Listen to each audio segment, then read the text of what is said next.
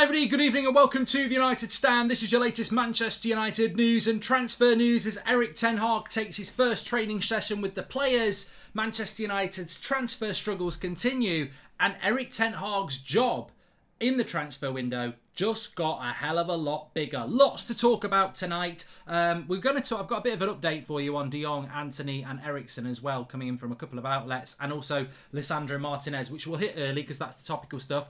I want to get into the bigger picture and why it's a hard sell for Erik ten Hag. His job is getting bigger, not easier. He's getting more and more tasks, and we're going to look at why that is in a minute. But I just want to start off and say, I had some feedback on the first training session today, and positivity, but concern for me.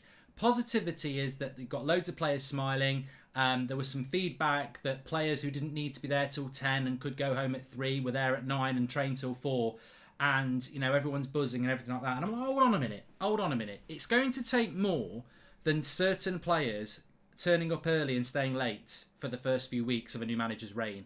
I haven't forgotten last season, and I'd be absolutely stunned if players came in today moody, backstabbing and everything else. I mean, come on. It's the classic behaviour of a backstabber, that when someone new comes, they suddenly start trying. It's not now we need to worry about these players. It's in October, November time. So, you know, it's like, I used to be terrible at this. I was crap at school. Absolutely crap. All I wanted to do was play football at break time, lunchtime, before school.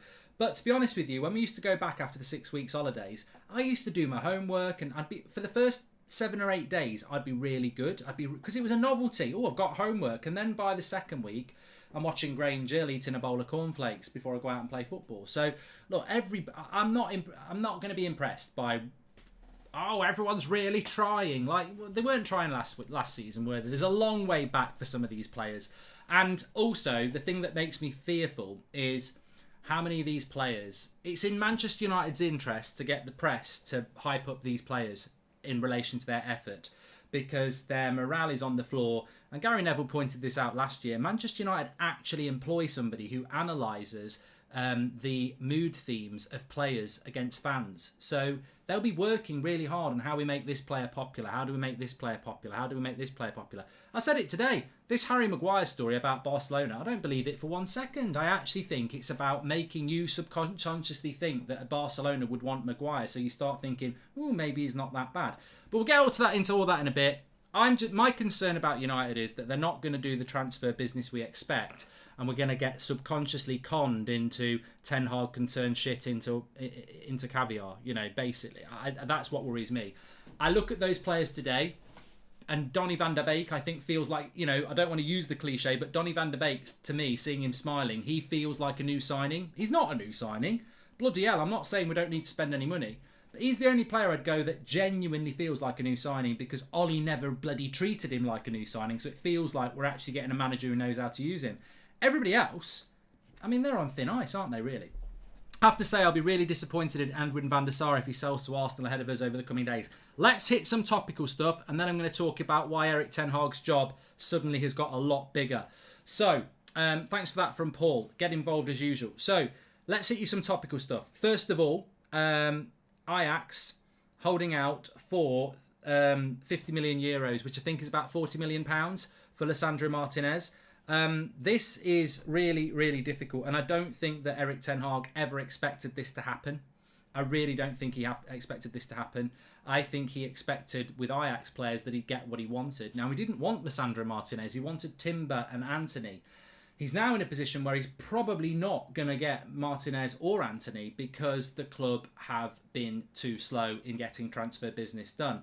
Now, if you read what Paul Hurst has said, who I think Paul Hurst works for the Times, he said that Manchester United expect to get De Jong, hopeful on Eriksen, and then they'll go for Antony. They'd like to get a centre-back, but his third priority, they don't even class Eriksen as a priority because he's a bonus signing, he's a free transfer. The priorities are 1, De Jong, 2, Antony, 3rd, a centre-back, and obviously Eriksen comes in. They'd like to go for a centre-back, but they can't go for a centre-back, and they can't do that because they don't know how much money, if they'll have enough money. That terrifies me. That terrifies me. I will sit here and tell you the truth now. If our summer transfer window is De Jong, Eriksen and Antony, I'm not even going to give that a 6. I'm not even going to give it a 6. That is not De Jong's fantastic. Antony's fantastic. I like Eriksen. But I think some people sort of fall into this trap that if you give the transfer window a 6, you're being horrible to De Jong or anything like that. I love Ronaldo. I think Varane's world class. And I think Sancho can be. I still gave last summer a 7 out of 10. I judge a transfer window, and I think many other people judge a transfer window, on how many problems you solve. What you do to solve problems within that transfer window. If we only get De Jong, one midfielder, an attacking midfielder in Eriksen, and a winger, we need another midfielder, we need a centre-back, we still really do need a striker, and we need a full-back. So I would give it a 6. I think De Jong is massively exciting.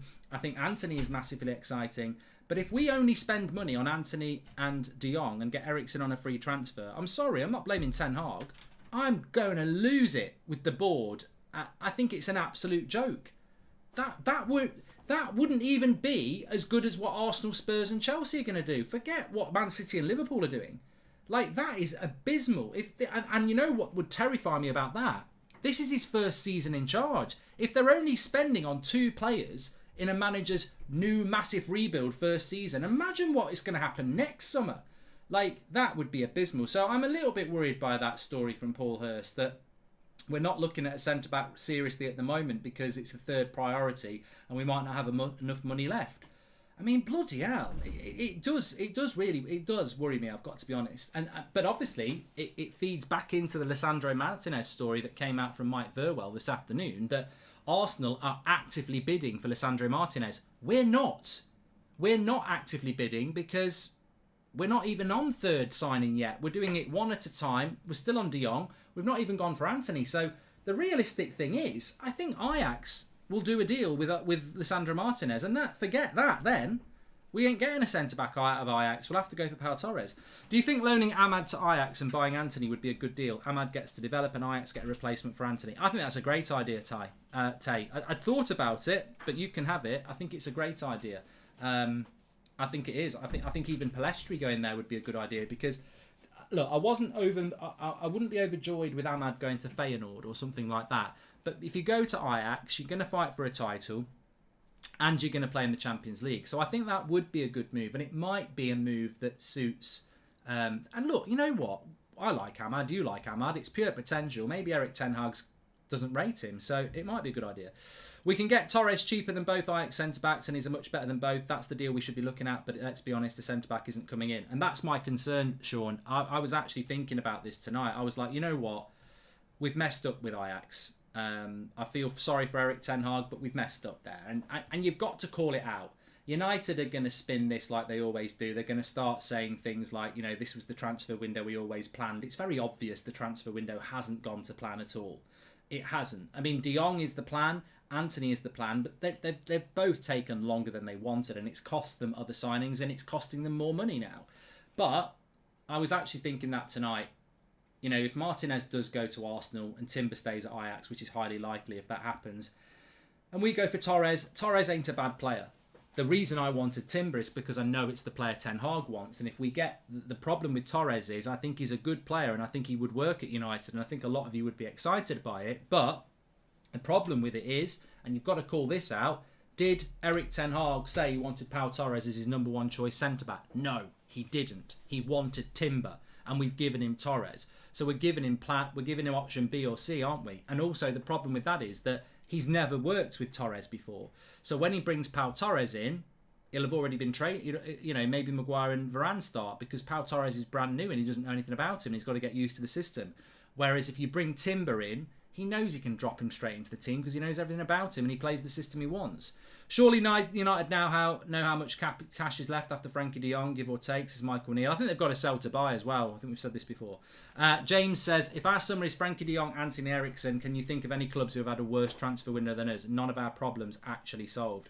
I won't be happy with it, James. I know some people will, but individually we can all make our own choices. But if United seriously think Eriksen on a free, de Jong and Anthony is a good summer transfer window, where's the defensive-minded midfielder? Where's the centre-back? Where's the striker? And where's the full-back? You know, I don't think we've solved half the problems that we needed to solve. And let's not forget, 5 signings as a minimum, 5 sales as a minimum. All right, Pereira looks like he's going.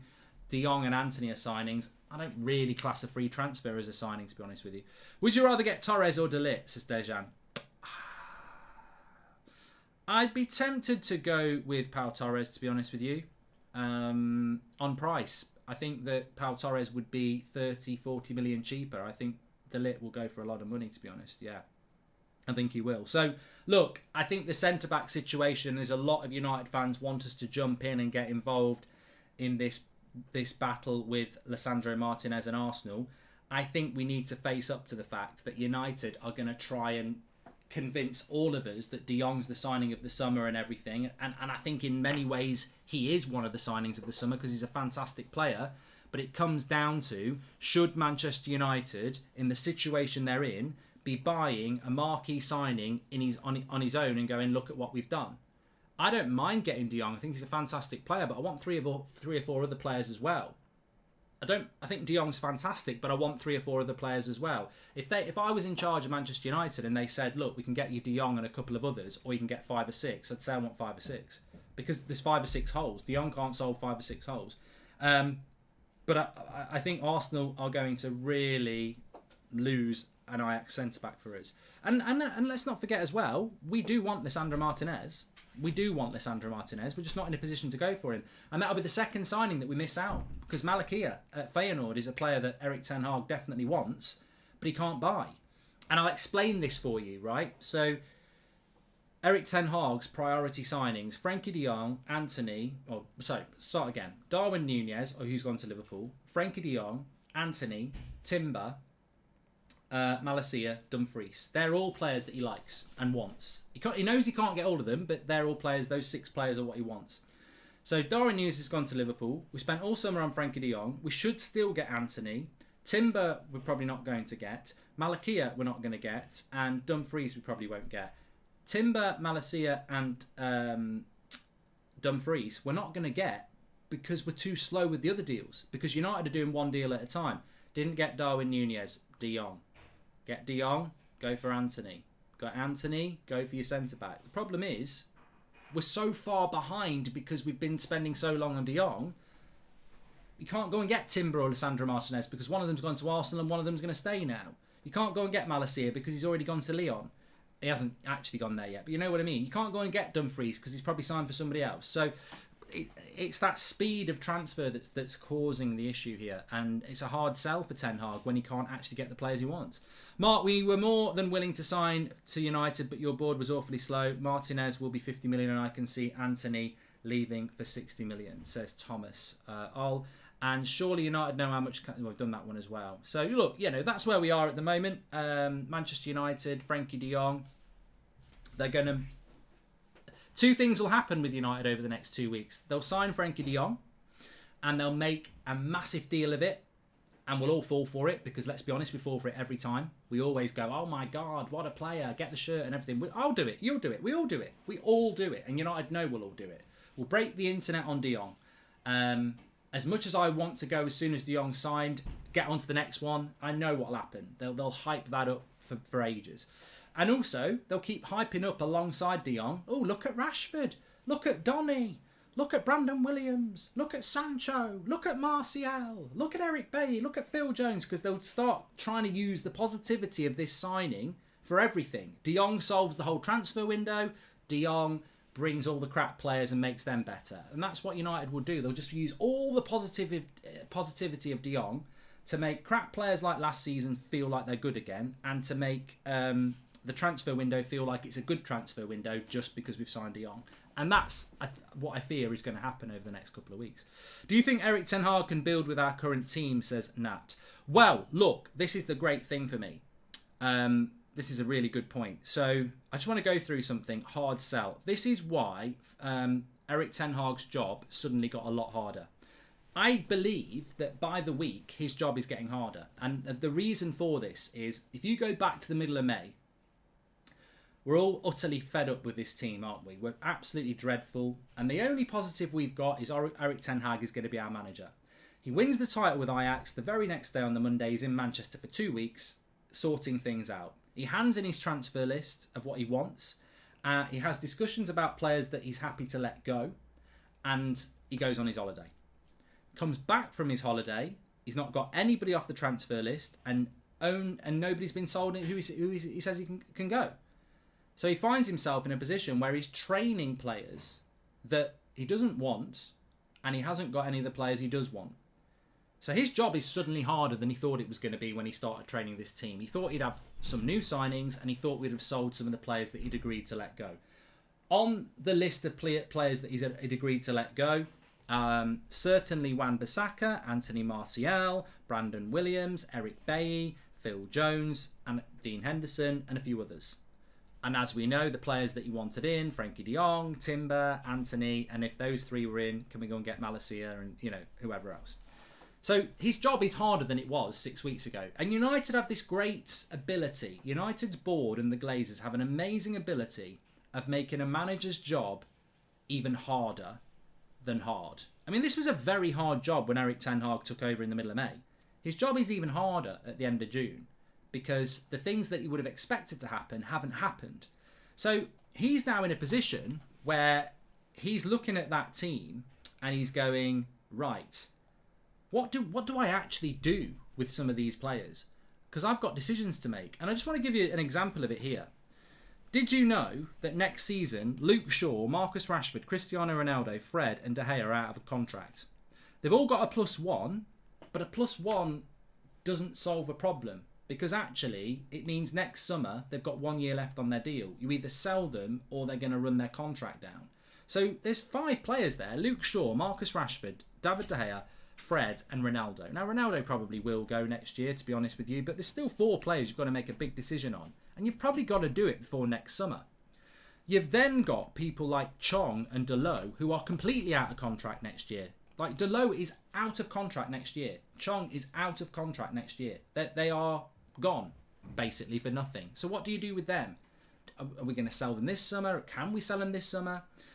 And then you come to the players that I think are the biggest problem. So they're all problems he's got to solve and fast. Like, he has got to solve them problems fast. Anthony will be signed as a versatile attacker, so we haven't got to buy a striker. Ten Hag will be told to work with Martial, De Jong, Anthony and Rahm. That will be it, says Sean Turner. We haven't changed. We're doomed to fail under Glazers. I've said it before. We will be relegated before winning a title. Well, I don't think we'll ever get relegated, Noah, but winning a title might be difficult. But the players that we've really got the problem with is the players that I suspect Erik ten Hag would sell, but the club can't sell them. So you've got Anthony Martial, Aaron Wan-Bissaka, Brandon Williams, Phil Jones, Eric Bailly, Axel Tuanzebe, potentially Mengi's in that as well.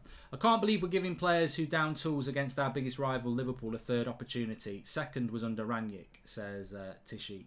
So Martial's contract's up in 2024. That's 2 years' time. 250 grand a week. 2 years left on a deal. Aaron Wan-Bissaka has got 2 years left on his deal +1.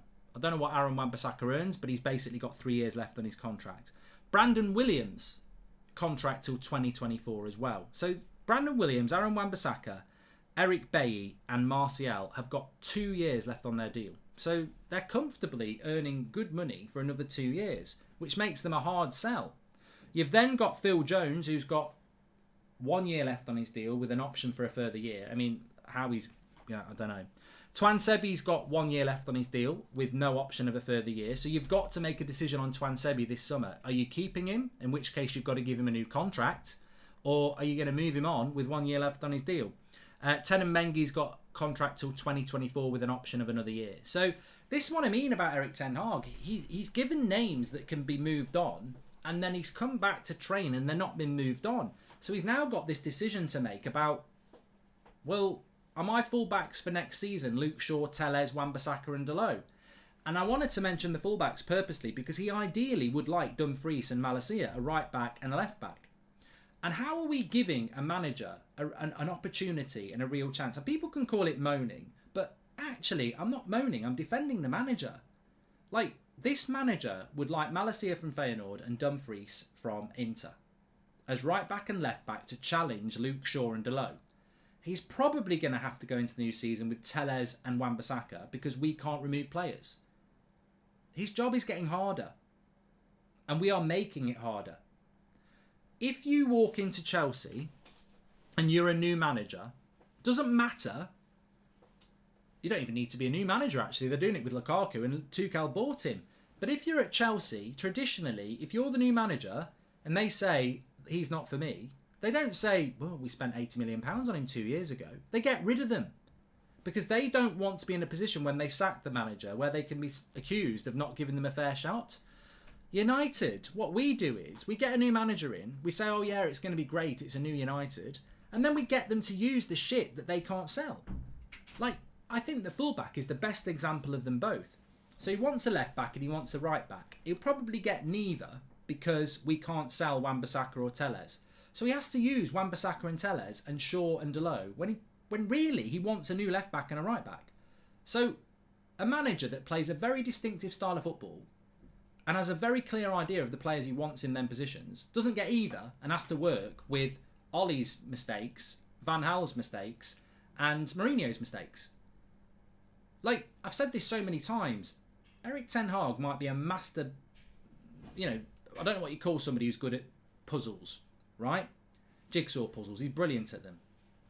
But he can't complete the picture when you don't give him all the bits. You just give him a bit from one, a bit from Ollie's puzzle, a bit from Mourinho's puzzle, and a bit from Van Gaal, and say, right, make a puzzle. Well, how can I do that? They don't fit together. And that's what we're giving him at the moment. He is starting training today, and there are players there that shouldn't still be there. And he can't build a team if the gaps aren't in the team. And the gaps in the team need to be created by selling the players he doesn't want to be there. The Wan-Bissakas, the Eric Bays, the Telles, the Anthony Martials, all these players shouldn't be here. Because they are taking spots that he wants to bring players in. And he can't bring them in because we haven't got rid of those. So his job is getting harder by the fact that we've been unable to sell players. And the big reason, and it's a bit convoluted to get here, but the big reason we don't sell players is because the Glazers absolutely refuse to do what Chelsea do. Chelsea are a football club, and other clubs are like this, and they go, we made a mistake, let's take the hit and make sure we don't make a mistake like that again. They refuse to take the hit because they're so interested in 11 million dividends. And if you take the hit on someone like Phil Jones and say, just go and we'll pay off a part of your contract, you might be paying off 4 or 5 million quid. Because Phil Jones has got another year left on his contract and he's probably earning 100 grand a week, which is 5.2 million. He could go to Newcastle or whoever, not Newcastle, he could go to a club like, I don't know, Norwich in the Championship, and they could go, we want you, we'll give you a 3-year deal, but we can only pay you 30, 40, 50 grand a week. Well, I will sign it, but I've got a year left on 100 grand a week. So United need to pay me 2 million or something as a payoff. And United will go, no, because that could be towards our dividends. Whereas a Chelsea would probably go and enjoy the rest of your career. There's a couple of million to pay off a bit of your wages. Take your pay cut to Norwich. But we won't do things like that. Johan, thank you very much for the super chat. We always screw up transfers, ain't nothing new. Less interested in transfers and more concerned how Erik Ten Hag would work to develop the coaching, says Voice of Shades. I believe Mctominay will be reborn with Ten Hag's coaching. He'll become world class and fulfill his potential. He has the athleticism and mentality. He just needs the technical and system coaching, says Grime. Yeah, I don't think many people agree with you that, but I hope you're right. But I think it's worth bringing it up. Profit focused, but lose every profit on transfers as MVP. We're sort of I know we're talking on a technical level here, and I want to bring it back to topical. Topical. There is a possibility that United only sign De Jong, Antony, and Eriksen. That to me is nowhere near sufficient of what we need to do this summer. We must get a centre back. I'd like us to get a full-back, and I really think we need a second midfielder. So we'd be only halfway there with no matter how good De Jong is, no matter how good Antony is, no matter how good Eriksen is one's a free transfer, 2 signings, that's not enough. That's not enough at all. So why have we failed to deliver the transfer window that I know Erik Ten Hag wants? Because I know he wants a full-back, I know he wants a centre-back. We failed on that because of the Glazers again. Because they haven't given enough funds, or he's got to sell to buy. Sell to buy is not fair for a new manager. I said this a couple of days ago. Why should a new manager who you're trying to persuade to come to your club have to sell to buy? That shouldn't be in his remit. A new manager shouldn't have to sell to buy. It's not fair. A new manager should just be given free rein in their first summer to get the players in they want. The same as Ollie did, the same as Mourinho did. They should get the big money to spend. They shouldn't have to sell to buy. But we can't sell to buy anyway. That we can't sell to buy because we've got people who run the club who are so fixated on every little pound. To sell these players, to sell the Eric Bays and the Phil Jones and the Aaron Wan-Bissakas and the Anthony Martials, the answer is staring us in the face. To sell people like Martial, Eric Bay, Phil Jones, Aaron Wan-Bissaka, all on very good wages, all with a little bit of time left on their contract. To sell those players, you've got to do something that the Glazers will never do. You've got to take a hit. And what taking a hit means is you've got to basically pay out a bit of money to get rid of them. You've got to pay for your mistakes. Anthony Martial is probably the prime example. Now, I don't mind Martial staying because I like Martial. And I think with Martial and Blind, I'll openly admit it. I've always liked Martial as a player. And if there's a glimmer of a chance that we can get the Martial back that I believe is fantastic, then obviously I'm going to be biased and say let's keep him. But I completely understand the people who say, no, what you on about? He's had his chance, get rid of him. I get that. I'm a bit biased there. But let's pretend Martial is useless to United and shouldn't be here. To some people, you're not pretending about that. He's got 2 years left on his deal on 250 grand a week. Like, there is no way we can sell that player in a logical way. And a logical way is probably 35. I think the Glazers would love 35 million and somebody just takes him off their hands. They'd love that. Tell me a club in the world that's going to give 35 million pounds for Anthony Martial and then pay him £1 million a month, 250 grand a week. It's just not going to happen. No one's going to do it. The wages don't reflect the talent. Like, he's not a £250,000 a week player. He's probably 100 to 150 grand a week wages top.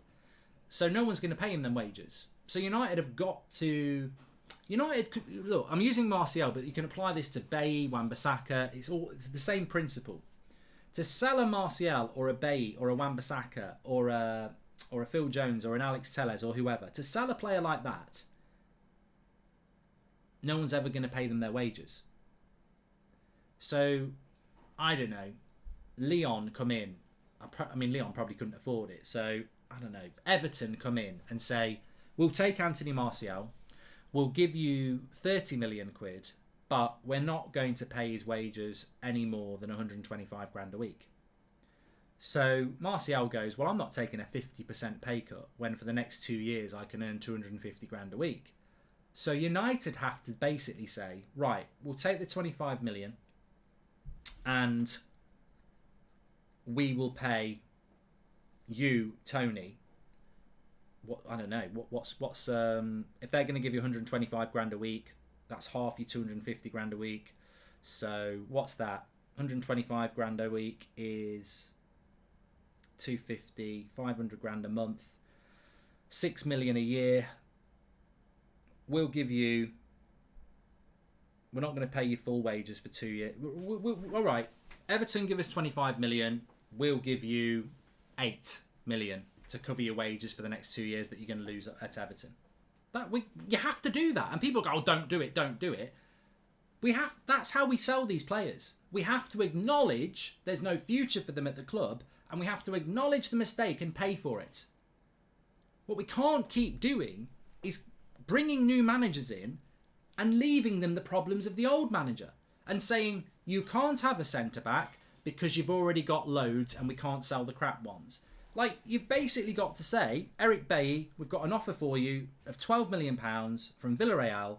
They can't afford your wages. We're going to take the 12 million from Villarreal. We're going to give you 4 million to cover the wage difference over the next 2 years. 8 million in our pocket. You're happy. Go. That's what we should do. And you can do it. But the Glazers don't want to take a hit on these players. And it massively frustrates me because I'm probably more, I do come from a bit of a finance background, and I'm sure some of you do as well. But this is how you sell these players. This is how Chelsea do it. This is how other clubs do it. To get rid of players you don't want anymore, that nobody else really wants, you've got to make it attractive for the club that's going to take them on. And to do that, you take a fee off them, you use a bit of that fee to give the player to cover their wages that they're going to reduce when they move.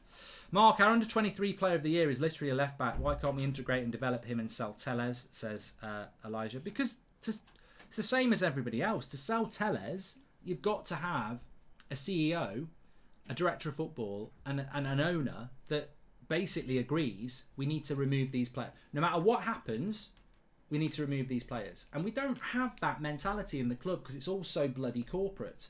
Like, there has to be a determination to remove these players.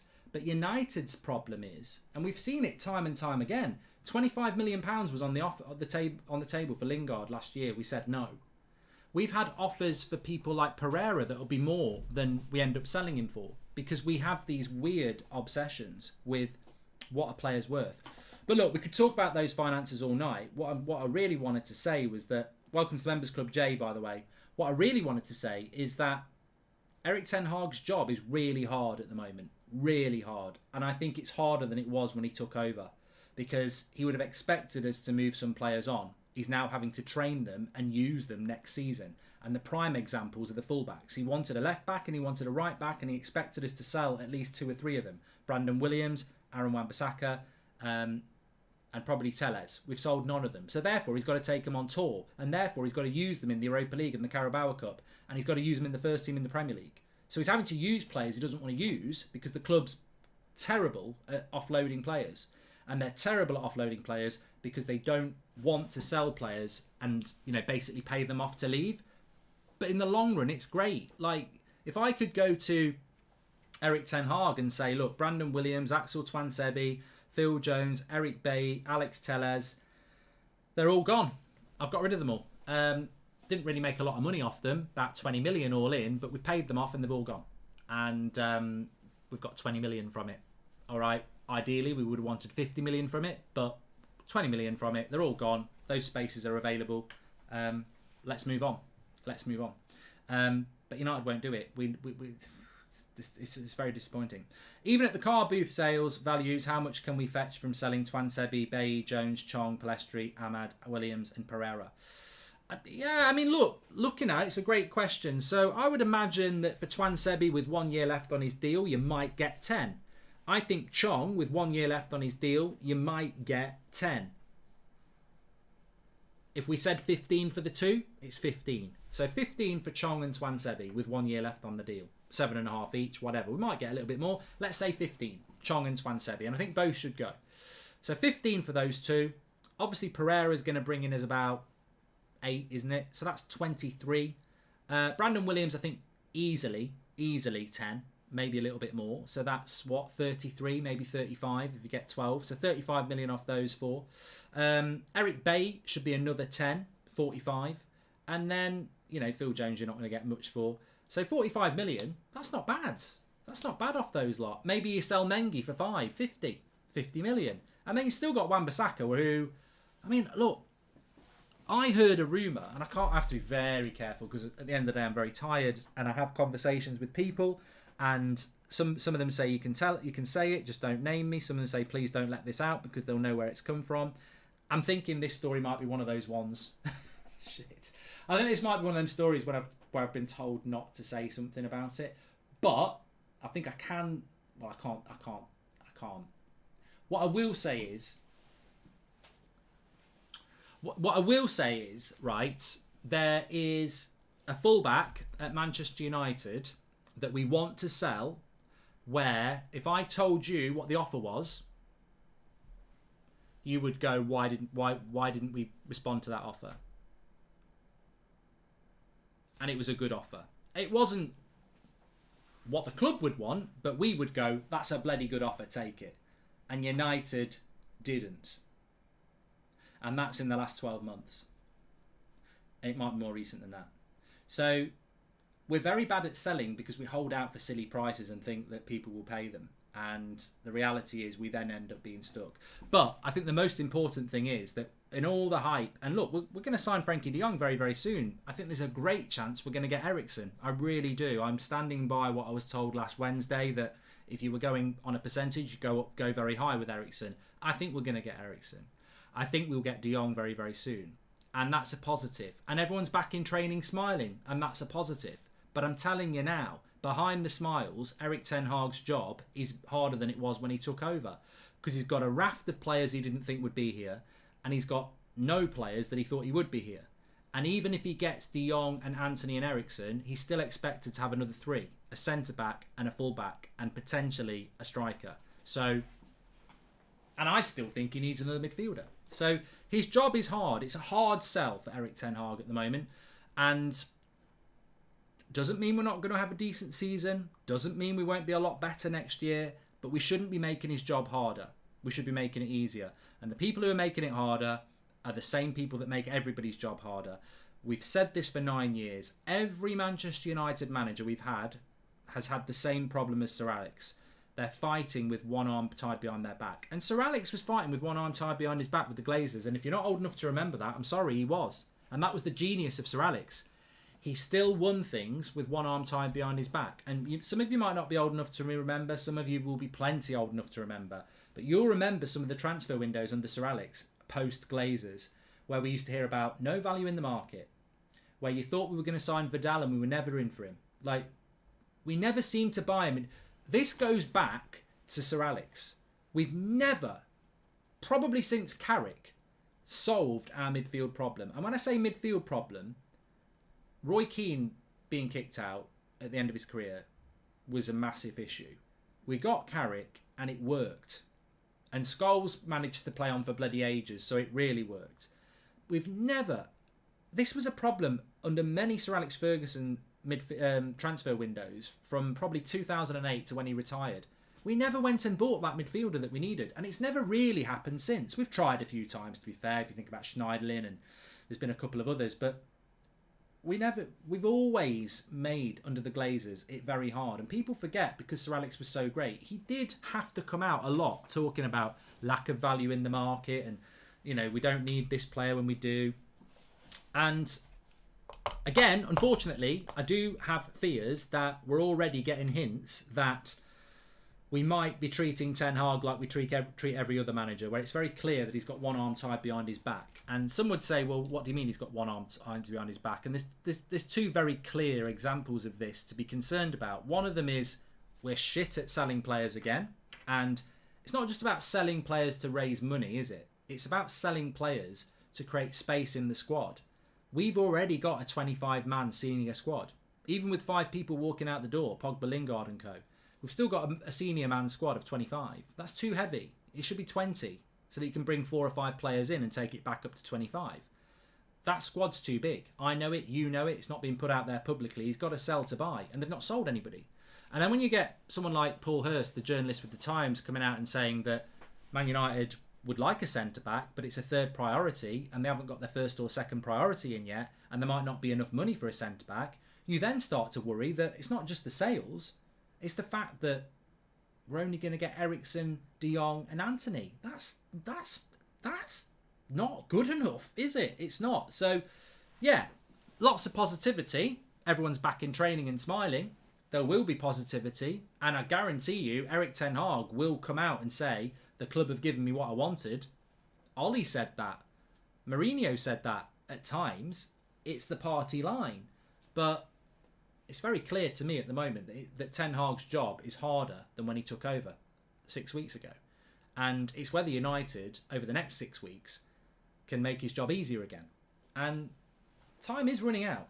Do you think Jones has any chance of playing next season for United? I think he's got every chance of playing at the moment, mate, because we're playing in the Europa League, we're playing in the Carabao Cup. You need 5 centre-backs. At this level, you need 5 centre-backs. So you've got Maguire, Varane, Lindelof, Bailly, Jones, Twansebi. So he will play games. The way things are standing, and that's never acceptable, is it? That Bailly and Jones will be playing games for United next season. They weren't part of the plan. They're not part of the plan. His plan was timber. You've got to deliver the plan. And look, I'm in no way feeling negative or depressed. I'm just a little bit concerned because I can see the problems and I can see the papering of the cracks. I can see the players are really training hard. They're really motivated. But they're not good enough, some of them. I don't care how motivated they are. They're not good enough. And they shouldn't be here. And Ten Hag didn't want them to be here. He wanted other players brought in, and you've not brought them in. So we're using the same players again. That does concern me. There's plenty of time to turn it around. But then again, is there plenty of time? How many weeks are left in the transfer window? 9? 9.5? 9.5 weeks to buy 5 players and sell 5 players. You know, you've got to do more than one deal a week now. So something's going to give, isn't it? I think it's very obvious that we're not going to buy 5 players and sell 5 players. If we do it, fantastic. But I think it's already very obvious that's not going to happen. So sacrifices already have to be made on the plan. Mark, what's the most positive influence from United Stand these days? The real fan opinion. B, positive effect on people's mental health. C, direct effect on Manchester United, says Mirfer. Mark, our club is finished. There's no way back from this hole we have been dug into. We're a dead club. Well, I think there is. I think there is a way back, Prince. But I think you also have to... I think it's very important to me, whether it's protests, whether it's frustration, whether it's last season, I just don't think we can be blind anymore. I think there has to be accountability. You can't just, you can't just spray polish on a turd and say it smells nice. It's still shit. And I think United feel that they should automatically all be given patience and time because there's a new CEO and there's a new manager and there's a new philosophy. It's like they almost want to forget the fact that everybody apart from Erik Ten Hag was here last year and Richard Arnold's been here for 10 years, longer. John Murtaugh's been here for years. You're not new, you're just telling us it's new. And if you're telling us it's new, you have to show us it's new. We can't just go, oh, it's new now, let's give them another 3 years. You have already been here for years. And there is a real determination in United to show us it's new, but you have to show us it's new. We can't just go, let's give them patience and be positive again. We've been making that mistake for 9 years. Now is the time to start delivering at Manchester United. And I'll tell you for free, if at the end of this transfer window, they've delivered De Jong, Antony and Eriksen, I will say this ain't a good transfer window. And it's not Eric's fault, and it's not De Jong's fault, and it's not Antony's fault. They're very exciting, and Eriksen's very exciting as well. But you cannot paper over the cracks for another summer. You cannot do what we did last year and the year before and the year before that, where we don't deliver the thing that we needed. And I say it all the time, and I'm bored of it myself, but last summer is really good test case to say, you can buy Ronaldo, Varane and Sancho and still only have a 7 out of 10 transfer window because you didn't solve the midfield. And then we had our worst season we've ever had because we didn't solve the midfield. You can actually buy Ronaldo and it cannot be a great transfer window. And I think fans need to put their head around that because we can sign De Jong, who's fantastic, and not have a very good transfer window because we don't solve the problems in the team. A great transfer window is when you walk into a transfer window with 3 or 4 or 5 problems and you solve them on paper. Even then it might not solve it next year because some of them might flop, but at least you've solved the problems. Our midfielder couldn't flop because we didn't buy a bloody midfielder last summer. So these are the things that I look at as a fan, and I'm sure many people look at as well, is that, look, De Jong's fantastic. Erik Ten Hag's the manager I want, and I think Antony's a more exciting signing for me than De Jong in ways because I think we really need a right winger who's left-footed. So I'd be very happy with that. I really would be very happy with that. But where's the defensive-minded midfielder? Where's the centre-back that's absolutely essential? We've just come off our worst centre-back performance in God knows when. Certainly in my lifetime, I can't remember a centre-back performance in general, whether it's Lindelof, Maguire, Varane, collective centre-back performances across last season. Name me a season that was worse than that. You can't not buy a centre-back when you've just come off a season where your centre-backs have had their worst ever United season collectively in living memory. You have to buy one. I know we've spoken about the fullbacks a lot, but you've got to buy a centre-back. I'm not saying that Maguire, Varane, Lindelof are deadbeat useless, but last season they pretty much were for different reasons. You've got to bring a centre-back in to kick them up the arse at least. They're mentally not going to be, you don't go on holiday to Ibiza and sort out their headspace. They're battle scarred. They need somebody to come in and sort of revitalise them. Thank you, Mark, for all your hard work and for keeping us well informed. You're the best, says Xander. Thank you very much, Xander. Hi, Mark. I'm Sharif from Dubai. Isn't that new? I don't know what you're on about there, Luke. Don't know what you're on about there. Anyway, talk about Ten Hag. I had meant to mention this. You might notice my new hoodie I'm wearing here.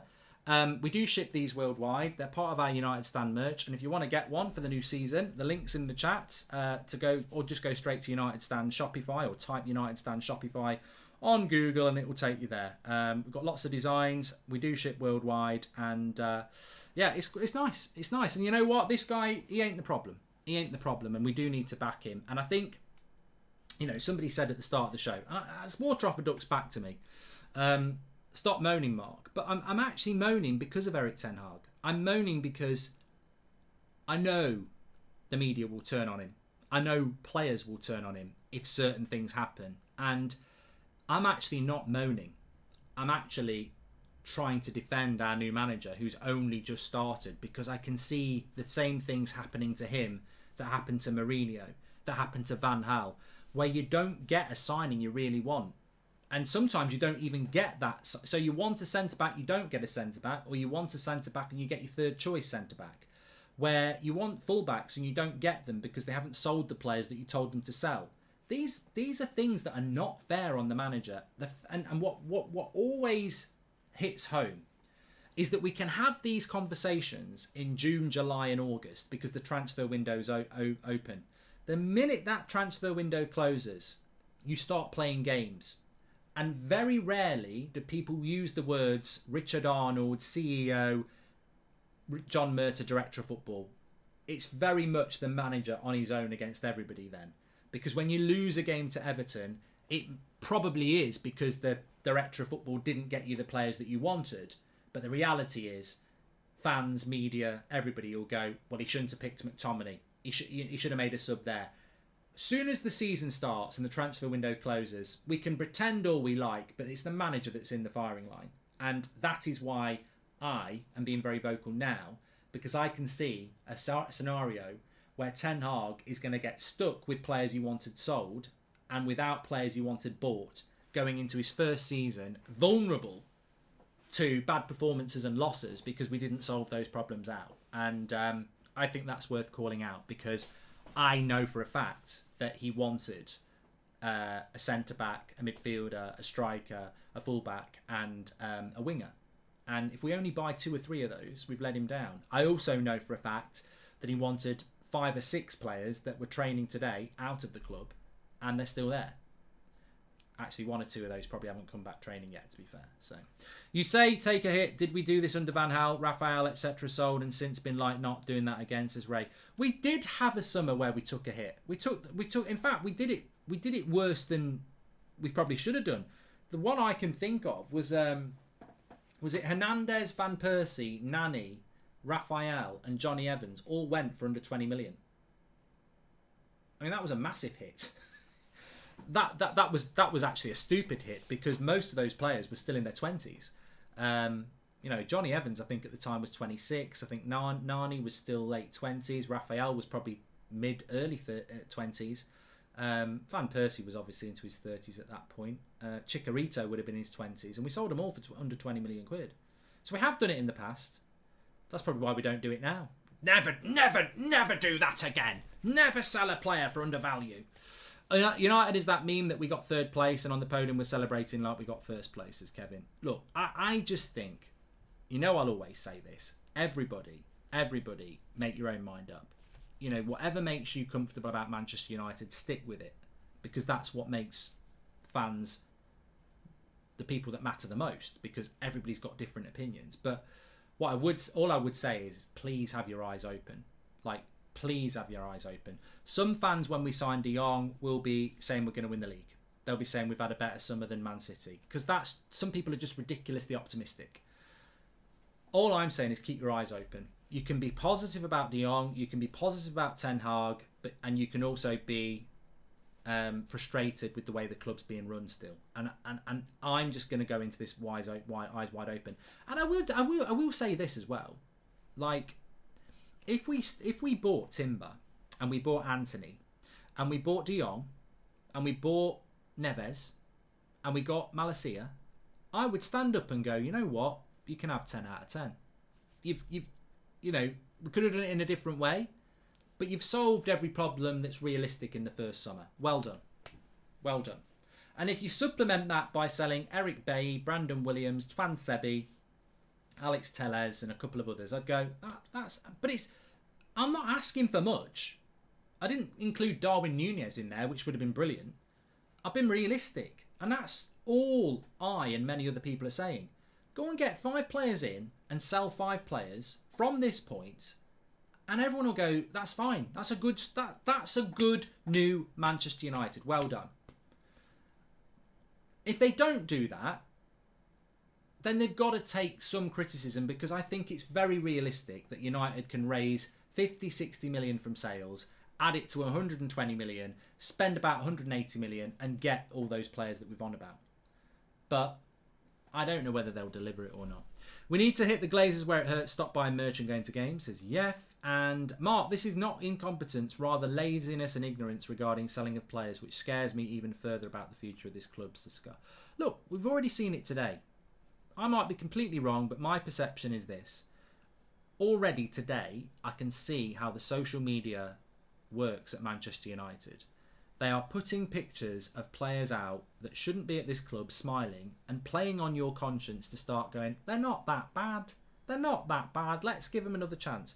Man United's mentality at the moment is buy 1 or 2 players and then focus on second chance FC. And you know they'll do it, and I know they'll do it. And it's very difficult for us as fans to be negative about that, because Erik ten Hag's the manager and you want to give him his full backing. But I'm telling you now, he ain't getting what he wants at the moment, and that club cannot hang another manager out to dry. Solskjaer, whatever you think about Solskjaer, the club used Solskjaer like master manipulators. They knew we loved Solskjaer, and they basically used him as the front guy to their bullshit.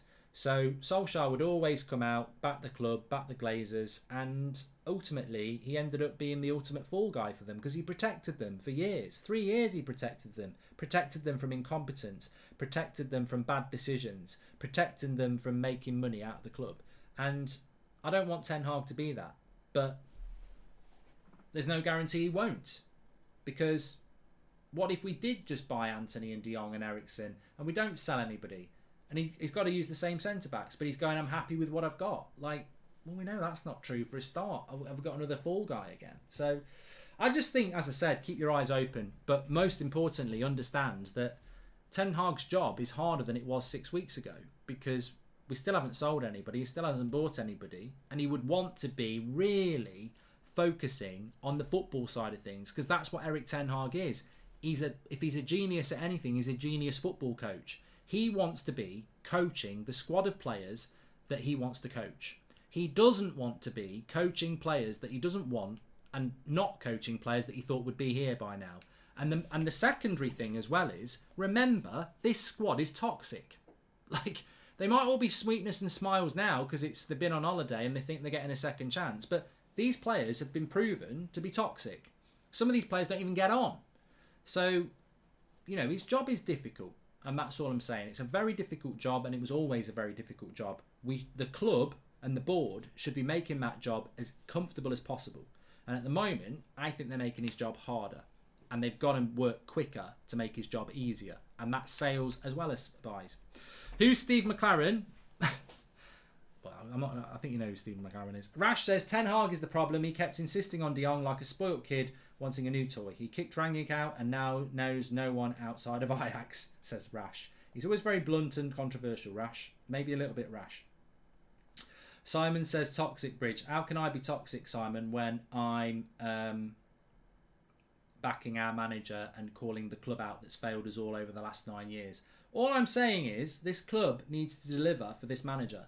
And I think 5 players in and 5 players out from this point is highly achievable. And I'm interested to see how much of that happens. I'm not saying sell 10 and buy set 10. I'd love that to happen. I'm saying sell 5 players from now and buy 5 players from now before the end of August. I think that's achievable. I think that's what the manager expected. Go and do it. Simple as that. Anyway, look, thanks everyone for watching. Somebody said, are you surprised we've not done any business today? No, I'm not surprised we haven't done any business today. Watch the video with Fabrizio. I didn't want to just talk about transfers tonight. I wanted to talk a bit deeper because I think we get washed out on transfers, and there's going to be plenty of time to talk about transfers. And we did talk about transfers in a way, but I actually wanted to talk about the club a bit. I wanted to talk about the manager a bit. I wanted to talk about the politics a bit. And I wanted to talk about how we're making his job harder. I think that's really important. I think Erik ten Hag's job is harder than it was 6 weeks ago. And that's because of the way that the club's acting. They've got to make it easier and they've got to do it quicker. But look, we had a really good chat with Fabrizio this afternoon. You should check that video out on the homepage. And I think Eriksson could be tonight. It could be tomorrow. It could be Thursday. I don't know. Maybe Eriksson's waiting to see who we sign. I don't know.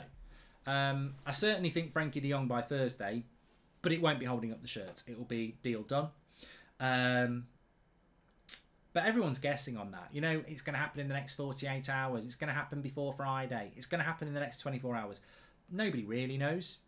They don't know because it's up to Barcelona when it happens, and nobody's got direct lines into what Barcelona are thinking at the moment. So we can all predict when it's going to happen. I think by the end of the week we'll have deal done on de Jong and hopefully on Eriksson as well. Anthony, I don't think Anthony's going to be going on the tour. I certainly don't think he'll be on the plane for the tour, which is a week on Friday. Maybe he'll link up with the tour, but you know, hopefully I'm wrong on that. We'll get Anthony. I'm 80% sure we'll get Anthony still. We'll get Anthony. Phil Jones was first through the door on the United marketing video released today, says Liam. You see, it's all about creating positives around things that they can't solve. How long before we turn Ten Hag into a flop by not backing him properly? If we don't back him, we can't put him in a situation throughout the season, says Nick. Look, if we tolerate this, our children will be next. Great line. But if they don't deliver for Ten Hag in his first season, what chance has he got in his second and third? How do the new signings avoid getting dragged down in form by the underperformers, says Stephen? Well, that's Erik ten Hag's job because that's training.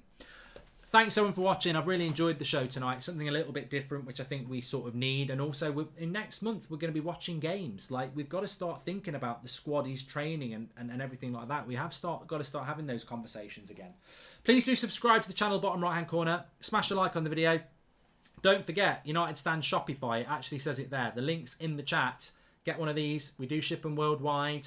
We do them as t-shirts as well. Lots of different colours. Check out our United Stand merch. It's really good.